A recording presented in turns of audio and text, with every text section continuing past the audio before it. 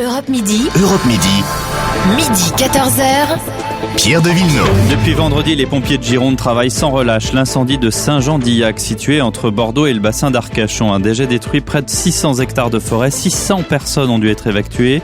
Ce lundi est le 4e jour de lutte des pompiers, qui sont au nombre de 600, 2 équipes de 300, et qui, pour l'heure, ne sont que très peu aidés par la pluie. Avec nous, en duplex de Lille, et je remercie Kevin Tuillier pour la liaison, le vice-président du syndicat national des pompiers professionnels. Bonjour Yaël Lecras. Bonjour. Vous suivez bien le problème à Saint-Jean-d'Illac, et si je dis problème, il semblerait que tout ne soit pas clair dans cette zone. D'abord, il y a des habitations de plus en plus proches des forêts, des arbres plantés un peu n'importe comment, et des pouvoirs publics qui manquent de moyens pour prévenir les incendies, c'est bien ça ? Alors effectivement, ces incendies sont assez particuliers puisque le massif landais constitue une grande étendue boisée dans laquelle l'étalement urbain fait son apparition et bien évidemment ça occasionne des difficultés dans la prévention des incendies de forêt et des difficultés également pour lutter contre ces incendies. Mais j'imagine qu'il y a des règles pour l'étalement urbain. Je veux dire, on construit pas une maison comme ça en pleine forêt ou en bordure de forêt sans règles. Alors, il existe des règles, bien évidemment, de construction qui relèvent de l'urbanisme. En matière de lutte contre l'incendie, on est bien dans un fonctionnement interservice, tant en amont dans la prévention, effectivement avec les règles d'urbanisme, que une fois que l'incendie est déclaré, où il faut travailler avec différents services météorologiques, les sapeurs-pompiers, les services de l'État, des collectivités territoriales. Mais pour être tout à fait concret, est-ce que les règles d'urbanisme ont été respectées ? Écoutez, les règles d'urbanisme sont globalement respectées. Ensuite, ce qu'il faut faire, c'est appel à la conscience et à la responsabilité de chaque usager. Par exemple, l'entretien de chaque habitation relève du propriétaire ou de l'occupant. Notamment, je pense en particulier aux actions de débroussaillage. Ces actions sont parfois négligées par les propriétaires, ce qui occasionne des difficultés dans la lutte contre l'incendie, puisqu'il faut consacrer des moyens à défendre des habitations qui devraient normalement être par elles-mêmes protégées puisque dépourvues de tout combustible à leurs alentours. Je vous pose la question parce que ce matin dans la Croix, un élu socialiste est cité par nos confrères et il dit que l'étalement urbain avec des habitations de plus en plus proches de la forêt, de jeunes arbres plantés ici à 2 mètres de la route par les propriétaires au lieu des 6 mètres prévus par la loi. Eh bien voilà, c'est une illustration concrète de ce que je viens de vous dire quant aux actions de débroussaillage. Alors, il faut savoir qu'en amont des incendies de forêt qu'on essaye de prévenir, il y a effectivement le respect des règles qui sont établies, que pour cela il faut des moyens de contrôle, de vérification, et que les services qui défendent les forêts contre les incendies disposent de peu de moyens qui sont toujours insuffisants. Mais je rappelle que en matière de prévention, lorsque l'on investit 1 euro, on en récupère bien souvent 3 ou 4 derrière, et que on retrouve cette règle également dans la lutte contre l'incendie. Et comment on fait quand on est justement vice-président d'un syndicat professionnel et qu'on a peu de moyens? On appelle Bernard Cazeneuve en disant Monsieur le ministre, j'ai peu de moyens? Alors nous, les sapeurs-pompiers, et en particulier la partie des organisations syndicales représentatives, notre mission, c'est bien dans l'aspect curatif des choses, puisque nous sommes engagés sur les feux de forêt lorsqu'ils sont déclarés. On a bien évidemment des actions de prévention au préalable, mais l'action la plus remarquable, c'est effectivement une fois que l'incendie est déclaré, en matière de prévention des incendies de forêt, c'est bien en amont de notre action qu'il faut intervenir. Alors je vous en prie, terminez votre phrase.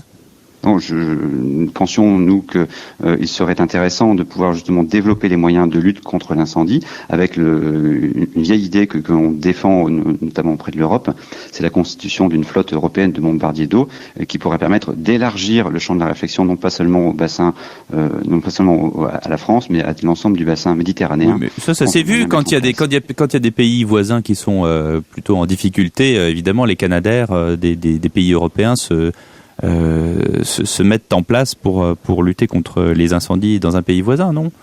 Oui, tout à fait. Sur des feux qui sont importants, oui. Des feux de grande ampleur. On l'a vu sur la Costa Brava il y a quelques années. Notamment. Exactement, et on a également besoin de ces moyens aériens pour lutter contre les feux naissants, puisque la stratégie c'est bien de casser le feu dès qu'il apparaît, de l'étouffer, et pour cela il faut des moyens aériens et des moyens au sol qui sont indispensables et qui commencent parfois à être un petit peu difficiles à trouver. Qu'est-ce qui se passe là concrètement, avant de donner la parole aux auditeurs, Yaël Lecras, qu'est-ce qui se passe exactement sur ce feu bien précis à Saint-Jean-d'Illac? C'est quoi la difficulté? La difficulté, c'est qu'on est sur un feu de la forêt d'Aquitaine, qui est une forêt économique importante, qui se propage de différentes manières. Donc il y a tout d'abord les feux qui sont au sol. Ensuite, on a des feux de cime qui se propagent de tête d'arbre en tête d'arbre. Et on a également des feux de tourbière, c'est-à-dire que le feu est à l'intérieur du sol, dans l'humus, et se propage de manière très lente, mais de manière très difficile à combattre. Donc pour cela, il faut qu'on fasse appel à des moyens de génie civil, des moyens forestiers lourds qui permettent de tracer des pistes, de faire des levées de terre, de creuser des fossés pour limiter et combattre ces feux de tourbe. Ah oui, donc c'est des moyens de génie civil, c'est-à-dire là, ce que vous venez d'expliquer, c'est pas juste prendre une lance avec de l'eau et attaquer le feu à l'eau, quoi. Hein, exactement, il faut attaquer les flammes, je dirais, mais aussi la partie souterraine de ces feux qui reste compliquée d'accès. Des questions pour vous, Yaël Lecras, de nos auditeurs au 3921. Andy nous appelle. Bonjour Andy. On vous écoute. Bonjour Pierre. Bonjour. Oui, alors moi je vais peut-être vous poser une question qui va paraître complètement loufoque ou de domaine de l'utopie, mais voilà.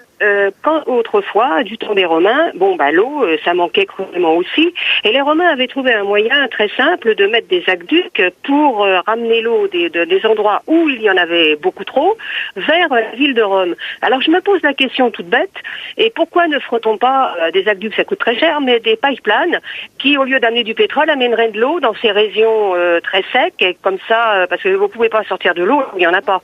Donc, qui amènerait de l'eau pour combattre justement ces incendies, mais qui viendraient, je sais pas, de Moselle, de coins où il y en a pas, où il y a trop d'eau, quoi. Toute question vaut la peine d'être posée, ma chère Andy, et Yaël Lecras va tenter de vous répondre. Alors effectivement, des moyens ancestraux qui ont fait leur preuve dans l'Antiquité romaine, mais est-ce que ça peut être viable et utilisable aujourd'hui, Yaël Lecras ? Bonjour Andy, alors effectivement c'est une question intéressante, l'ennemi du feu c'est bien l'eau, cependant la question n'est pas tant l'accès à l'eau que la rapidité de cet accès sur des zones qui sont compliquées d'accès. On peut avoir de l'eau, mais il faut l'apporter au plus près du feu, au plus près du foyer, et pour cela il faut des moyens terrestres ou aériens, et l'accès à l'eau n'est pas compliqué, c'est l'acheminement de cette eau sur les foyers qui est un peu plus compliqué. Donc construire des pipelines, oui, bonne idée, mais cette question est résolue par des réserves incendies qui sont anticipées et disposées sur les zones à risque. Et elles sont efficaces, ces réserves incendies ? Alors elles sont efficaces, il y a des réserves qui sont tout d'abord les réseaux. On manque pas d'eau, c'est ça ma question en fait en filigrane. On ne manque pas d'eau. On manque pas d'eau. Jacques nous appelle. Il peut arriver que le manque d'eau ponctuellement, mais c'est pas significatif. Jacques nous appelle de la région concernée puisque c'est la Gironde, et Jacques nous appelle de Biganos. Bonjour Jacques. Oui, bonjour. Je me permettais de vous appeler pour faire valoir justement cette ressource en eau qui est un point clé pour combattre les incendies. Évidemment, les pompiers au quotidien font un travail magnifique. Les prépositionnements de réserves incendies existent déjà en forêt. Mais aujourd'hui, dans les plans de prévention, on n'utilise pas les eaux de récupération des eaux pluviales. Pour information, il y a un projet de loi actuel qui tente à rendre obligatoire la récupération des eaux pluviales pour l'habitat. Je pense que dans les dossiers de prévention, cette notion de récupérer les eaux pluviales va complètement dans le sens de ce que M. Legras. On a compris votre question, Jacques. Malheureusement, on vous entend de plus en plus mal. Ça doit être le problème des téléphones portables. Yaël Lecras, qu'est-ce qu'on peut répondre à Jacques ? Eh bien, écoutez, je pense que Jacques a tout à fait raison de soulever ce problème, qui est un problème global. On ne lutte pas contre l'incendie uniquement lorsqu'il se présente. La récupération des eaux de pluie est un élément d'autodéfense, puisque à chaque endroit où il y a un risque, il y a donc en général une habitation, je dirais, et on peut récupérer cette eau de pluie, et ça permettrait de constituer des réserves locales pour lutter très efficacement contre les incendies, et de constituer une réserve supplémentaire d'eau pour lutter contre ces feux. Une question bête de ma part, Yaël Lecras, et pardonnez-moi mais voilà, je vous pose quand même la question. Il y a vraiment aucun moyen en amont de prévenir les incendies de forêt. On est en 2015 et on a des forêts entières en Californie, en Afrique du Sud, au Portugal, en Espagne, qui à chaque fois pendant l'été, brûlent, et ce sont des centaines et des centaines d'hectares de forêts qui brûlent. Alors, est-ce qu'il n'y a pas de moyen ? Les incendies de forêt ont toujours existé depuis que Mémoire d'homme nous avons. Effectivement, ces feux ont de plus en plus de grandes ampleurs. Ce qu'on observe, c'est qu'ils sont corrélés à l'activité humaine. Alors, dans les pays que vous avez cités, effectivement, des démographiques qui augmentent en permanence, une utilisation de la forêt un petit peu de manière économiquement exploiter.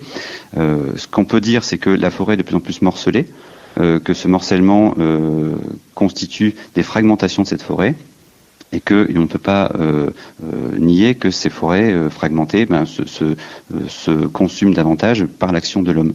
Alors, ce qu'on peut faire en amont, effectivement, c'est prendre déjà conscience de l'importance de cette forêt, de cette valeur écologique, environnementale, sociale de la forêt, pour essayer de la préserver. Et ça, c'est effectivement bien en amont. Quand on peut voir dans certains pays d'Amérique latine la déforestation qui est importante, on ne peut que s'en désoler, alors que la forêt a un rôle écologique fondamental pour nos générations et celles qui viendront. Donc effectivement, essayer d'aller en amont sur le changement de mentalité. Je reviens au problème auquel je faisais référence au début de l'interview, Yaël Lecras, si vous le voulez bien, et je reviens sur cet article de La Croix qui encore dit que la DFCI, la Défense de la forêt contre les incendies en Aquitaine, dispose d'un budget de 4 millions d'euros par an, avec en plus 800 volontaires, et que le département n'aura plus les moyens d'ici 2017 de financer 55% des moyens du SDIS 33 comme c'est le cas aujourd'hui.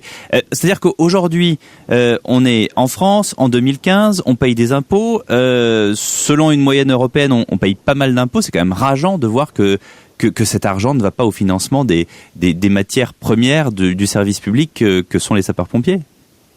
Alors, vous me parlez de service public, vous voulez me toucher au cœur, c'est bien. Je pense qu'il y a deux choses à distinguer. La DFCI, la Défense des forêts contre l'incendie, la DFCI a trois rôles essentiels, je pense, là-dedans. C'est d'abord l'aménagement des territoires menacés, donc des forêts, c'est l'information du public, et c'est aussi la partie innovation, puisqu'on ne traite pas un feu de forêt uniquement avec de l'eau, mais avec une anticipation météorologique, avec une coordination interservices. Donc la DFCI, c'est ça. Ce sont des gens qui sont dans la prévention, je dirais, bien également un petit peu dans le traitement des feux. Ces moyens sont effectivement toujours faibles et d'autant plus faible lorsque l'incendie éclate. On se dit toujours, on aurait dû faire davantage de prévention. Et puis une fois que le feu sera passé, on se dira finalement tous ces services-là, ça coûte bien cher. C'est bien comme c'est et on y pensera. C'est bien comme c'est, ouais, c'est ça. C'est terrible. Oui, malheureusement, voilà. Vous me parlez des feux de forêt. Est-ce que dans 3 semaines ou est-ce que l'hiver prochain vous nous rappellerez pour nous en reparler? Je ne suis pas certain. Donc l'actualité fait le débat. Quant au financement des services d'incendie, effectivement, les départements sont des gros contributeurs aux côtés des communes. Et il y a un manquement. Et on est confronté à une limite, je veux dire, fiscale. Effectivement, c'est beaucoup d'impôts, mais ces impôts sont effectivement très utiles en période de crise, comme on peut le constater. Mais pas suffisamment, visiblement. Jamais suffisamment, puisqu'effectivement, plus on a de moyens, plus on peut les utiliser. Une question de rationalisation. Nous, on pense qu'effectivement, ces moyens pourraient être, sans être énormément augmenté, pourrait être parfois mieux utilisé, mieux coordonné. Merci beaucoup Yaël Lecras, vice-président du syndicat national des sapeurs-pompiers professionnels, d'avoir été en ligne en duplex de Lille, et merci encore à Kevin Tuillier pour la liaison.